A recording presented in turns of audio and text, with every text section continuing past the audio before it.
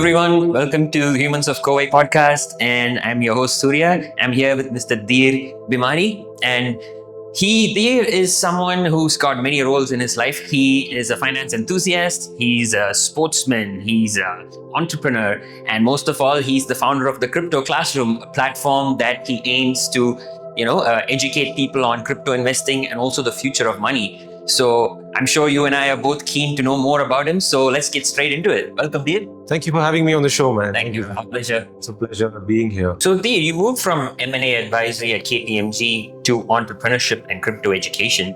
So what was the moment when you realized that traditional finance alone wasn't enough for the future that you kind of wanted to build?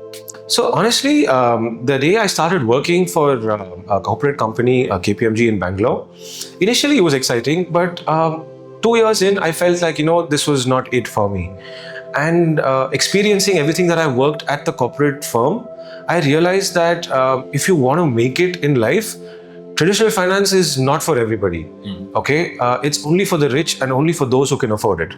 Now, what that means is the given system that we have today in the world in terms of finance, it's going to take at least 25 to 30 years minimum for you to accumulate the kind of money that you want, for you to live a comfortable life. Because you got to deal with the necessary evils of the economy. There's inflation, there's taxes. How is anybody, going to achieve what they want to achieve in a short span of time? Are also like overcoming all these hurdles. So long-term accumulation is the name of the game.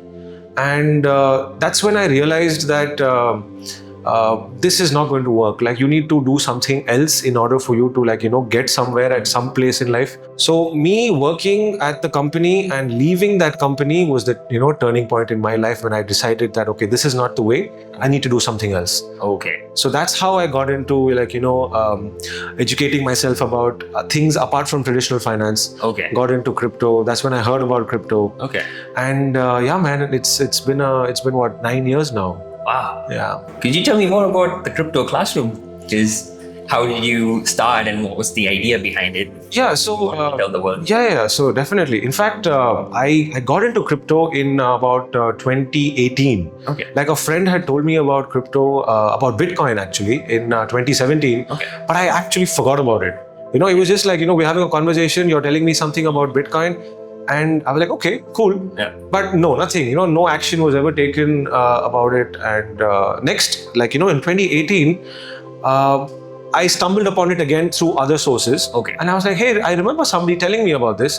So I did my research and I figured out what it was. And I invested my first 1,000 rupees. Okay. And that's how it all started. I invested in June of 2018. Okay. I still remember 1001, like that 1 rupee for extra, luck. I invested, and that's how my journey began. And slowly, I came to know about how this world works, what goes in, and who's involved, what's good, what's bad about this, and slowly that journey of starting off small became something that gradually grew, and I started investing more and more and more, and I started realizing how this works. I started taking out profits. Then I started enjoying that. Okay, fine, this is how it is. Okay. And slowly that changed, and that moved into a mindset of investing long term rather than just investing short term and taking out profits quickly. And that journey became a journey of immense learning, right? Okay. And I realized a couple of years back that listen, I know so much about crypto. Okay, I've been in this space for 8-9 years. There's not many people in our country to sort of educate others about what this space is all about. So why not do something on my own? And that's how this idea began. And I was actually hesitant for about a year or two. Okay. But my wife pushed me. Okay, I have to give it to her, because I was quite skeptical, because I was always afraid of the camera, right? Because I was never a person to be in front. I was always somebody to be behind. Okay. Right?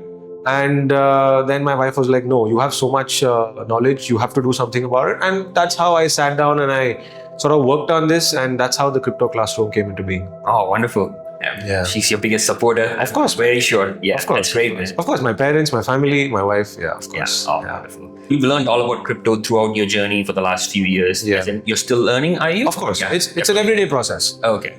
I wouldn't say that crypto is something that you will learn everything all at once. No, it doesn't happen like that. And I don't think that's true for anything in the world. I think you're learning on an everyday basis. So even today, if you ask me, I'm still learning about crypto because, while coming to this also in the morning in the car, I was checking up certain news articles and certain charts and everything. So I'm still learning. There's something to learn every day.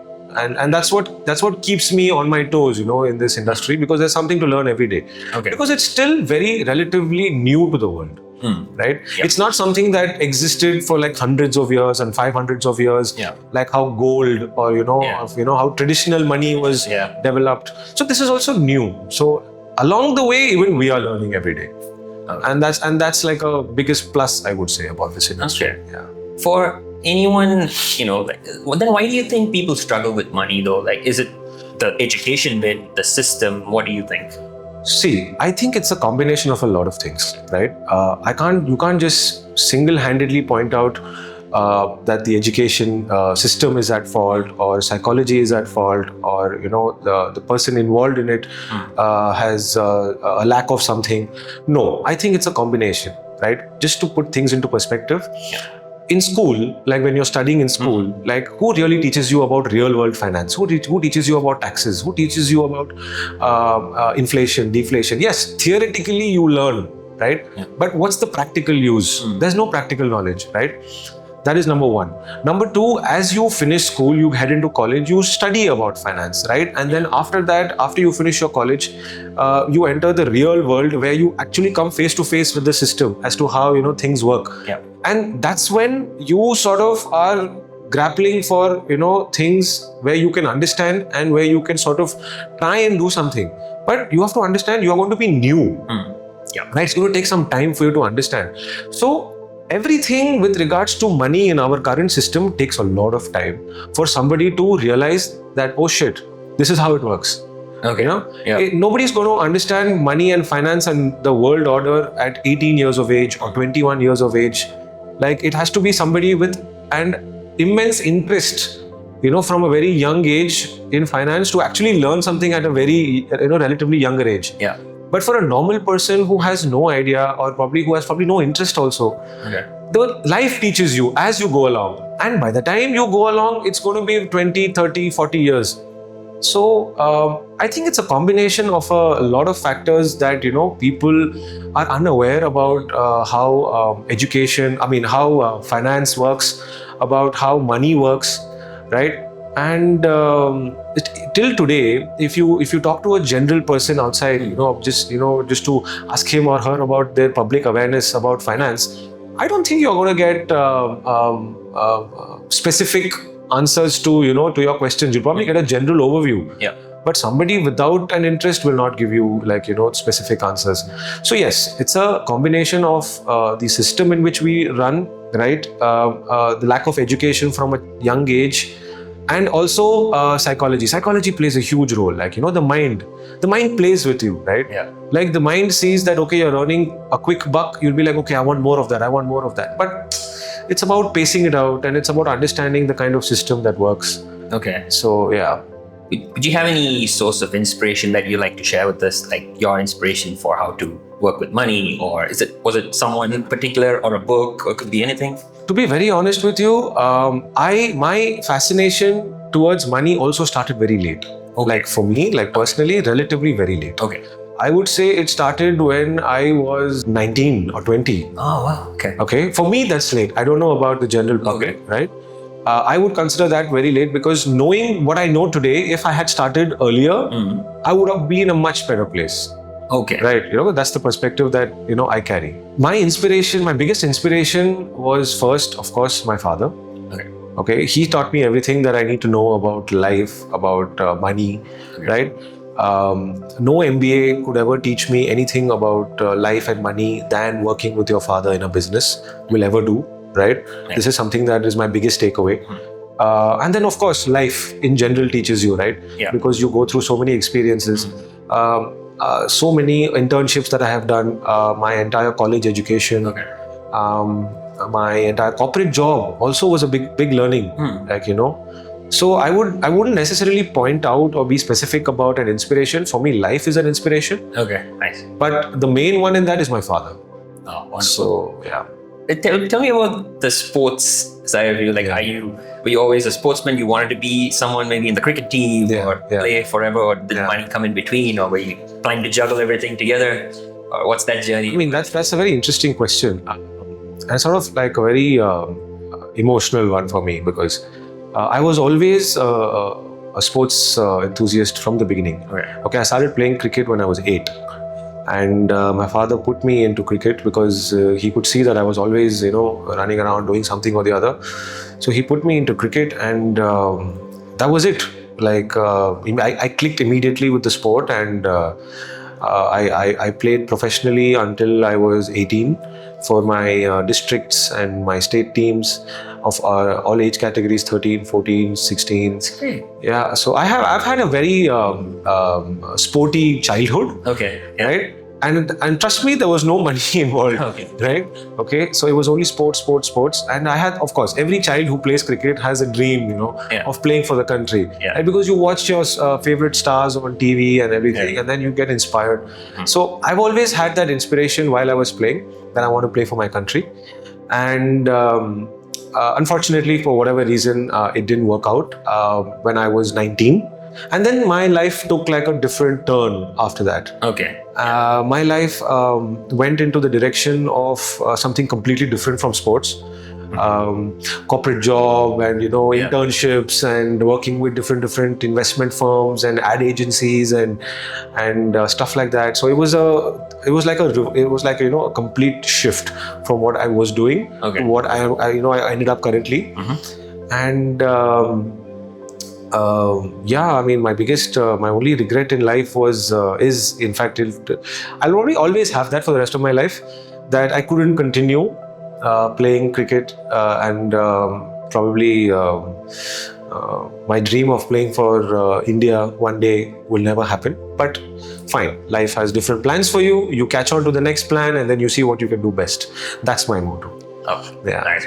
Could you share with us any timeless piece of advice that you'd like to give the world that would still be relevant from the future when you look back? Dude, life is unpredictable. Okay, so you always got to be. I like to put it in a way where I don't want to sound too philosophical. Okay. Right? Yeah. Because it can come across as philosophical.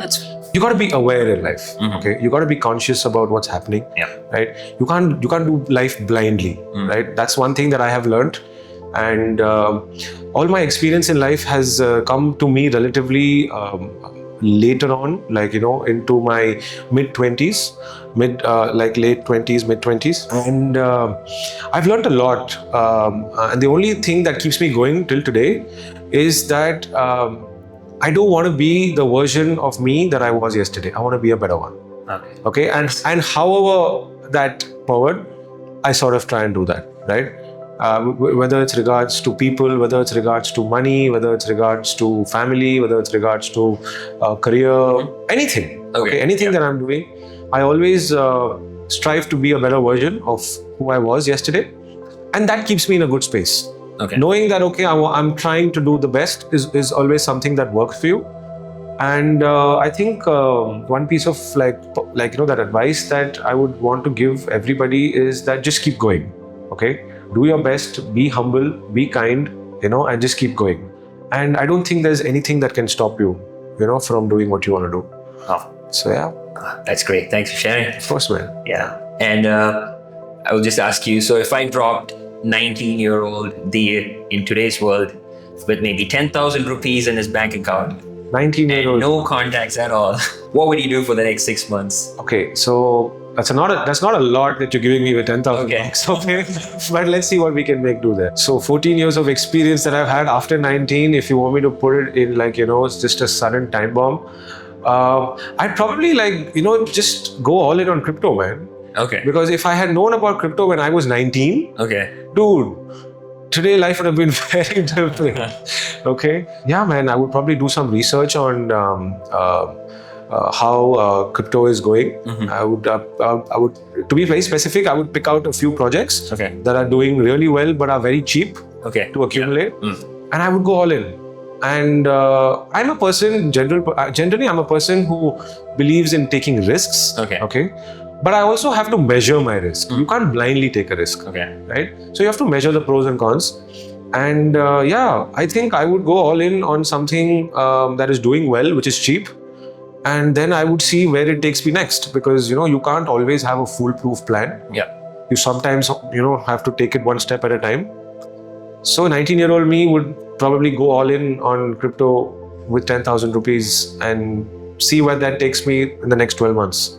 Okay. Yeah. Oh, very nice. Just on the crypto part, because you Yeah. mentioned it. Let's say we're talking to a few 19-year-olds out there. Yeah. What is the common mistake that people make these days, do you think, in terms of investing in crypto, or be it money, anything that you think, with the younger generation, I mean? I think Gen Z, if you're talking about Gen Z, Yeah. I think Gen Z is pretty smart, Okay. right? They're pretty aware about what's going on. But in general, I feel like people in general sort of don't have the patience Okay. to stay invested. Because look, man, we've spoken about this before. There are two things, right? You want to make a quick buck, or you want to generate wealth. Okay. That's two ways of looking at money, Yeah. right? In the first way, if you want to make a quick buck, you got to understand that you have to keep making a quick buck every time you finish making the first buck, Oh, okay. right? So you're not going to stop, right? Because you're going to want to keep going on. So the process is continuous, Okay. and the effort is double every time you want to make a quick buck, Yeah. right? That eventually leads to a lot of problems, right? The second option for me is the best option. You got to stay invested, right? If you're starting young, the best time and the best strategy for you is to accumulate long term, right? That's going to get you your real wealth. The mistakes that I see people making are not staying invested. Like, probably they'll stay invested for a bit, then they'll realize that nothing is happening, and then they'll probably want to get out because they're too bored, or probably it's not working for them. But the problem is, it's a lack of awareness, lack of education, and lack of understanding what actually is happening, right? Because let's face it, man, we're living in a world where nothing that we are told is actually happening, right? Okay. To put things into perspective, the people that run the world are not going to send you an email saying, hey, this is how we're running the world, this is what's going to happen. Nobody's going to give you a quick advantage, right? They're going to tell you things after they've probably done it, and after probably the repercussions, are surfacing, then they'll come and tell you, okay, this is what has happened. And by the time it's too late, your opportunity is gone. So young people just need to stay invested, be aware, try and get some education and awareness about what the entire situation is, and stay invested for the long term. That's what's going to get you your wealth. Nice one. Yeah. So they're coming from Coimbatore and building across industries. Do you think more entrepreneurs would come out from tier 2 cities than metros? Personally, I feel people from non-tier 1 cities have more fire in their belly. Okay, this is just my personal opinion. Nothing against tier 1 city folks, right? Just coming from tier 1 cities, I feel they have a lot of resources at their hands, right? Which makes it easier for them. But there's also more competition, right? So there's pros and cons of everything. Yeah. With respect to tier 2 cities and tier 3 cities, I feel Coimbatore, like me personally coming from a tier 2 city like Coimbatore, we're a rich industrial city, right? Lots of second, third, fourth generation kids in the city with plenty of resources available and things to do. So I feel coming from a tier 2 city like Coimbatore myself, we're going to grow rapidly because we have the means. Okay. But we just don't have the resources that tier 1 city people enjoy. So on that front, maybe there's a little bit more to do. Okay. But given today's technology and given how rapidly everything is advancing in terms of AI and stuff like that, I don't think it's a problem for anybody in any city, whether it's a metro or a non-metro, to probably do something. What separates the doers from the non-doers is probably just effort.